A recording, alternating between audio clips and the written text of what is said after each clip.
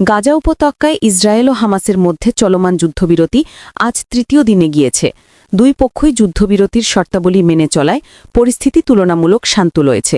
এই সময়েই উভয় পক্ষের মধ্যে বন্দি বিনিময় কার্যক্রম শুরু হওয়ার কথা রয়েছে, যা আন্তর্জাতিকভাবে একটি বড় অগ্রগতি হিসেবে দেখা হচ্ছে। রয়টার্সের প্রতিবেদন অনুযায়ী যুদ্ধবিরতির আওতায় ২০ জন জীবিত ইসরায়েলি জিম্মিকে মুক্তি দেওয়ার প্রস্তুতি নিচ্ছে হামাস। এর বিপরীতে ইসরায়েল সরকার প্রায় ২,০০০ জন প্যালেস্টাইনি বন্দী মুক্তি দেবে বলে জানিয়েছে, যাদের মধ্যে অন্তত ২৫০ জন দীর্ঘমেয়াদী দণ্ডপ্রাপ্ত ছিলেন। এছাড়া গাজা থেকে ২৮ জন নিহত ইসরায়েলি নাগরিকের মৃতদেহ ফেরত দেওয়া হবে বলেও নিশ্চিত করা হয়েছে। মানবিক সহায়তার অংশ হিসেবে ইসরায়েল সীমান্ত দিয়ে খাদ্য, ওষুধ ও চিকিৎসা সামগ্রী প্রবেশের অনুমতি দিয়েছে। একই সময় যুক্তরাষ্ট্রের প্রেসিডেন্ট ডোনাল্ড ট্রাম্প আজ ইসরায়েল সফরে পৌঁছেছেন। তিনি জেরুজালেমে ইসরায়েলি পার্লামেন্টে ভাষণ দেবেন এবং যুদ্ধবিরতি রক্ষায় যুক্তরাষ্ট্রের সমর্থন পুনর্ব্যক্ত করবেন বলে আশা করা হচ্ছে।